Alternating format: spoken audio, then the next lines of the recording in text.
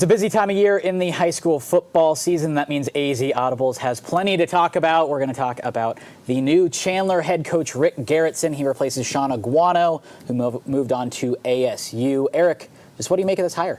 The first word, Jordan, that came to mind when I saw this was continuity. Garretson has been there for over a decade. He's sort of the quarterback whisperer. You go through the lineage of great quarterbacks the Wolves have had, whether it be Brett Hundley, Mason Moran, Bryce Perkins, most recently Jacob Conover.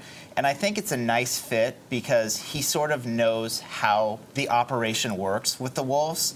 I know there are a lot of big-time head coaches in Arizona that have already had head coaching experience that wanted this job.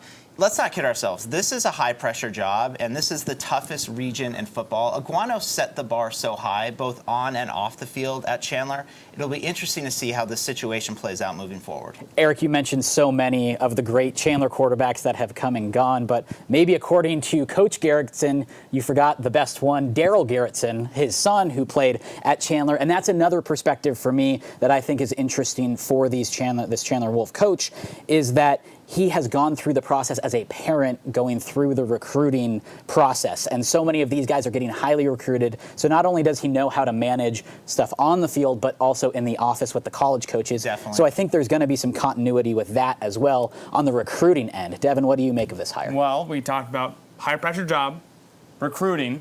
When this was first announced about going out and finding a new coach, they said, we're going to search far and wide. And I kind of went, do you really want, why exactly do you want to go far and wide? Because when we talked about just a couple weeks ago, the powerhouses of the AIA right now, the Saguaro, the Centennial, the Chandler, one of the top things that we mentioned that those three teams have is a coaching staff that has been there forever.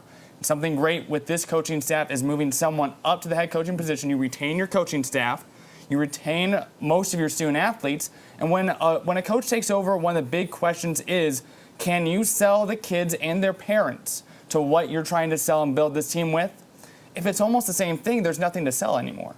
Instead, you have all the kids and all the parents still buy into the program, and I think that's fantastic. There's going to be, of course, a couple of bumps along the way, but not nearly as much if you're changing the whole offense, the whole defense, the whole coaching staff, kids moving in and out of the program.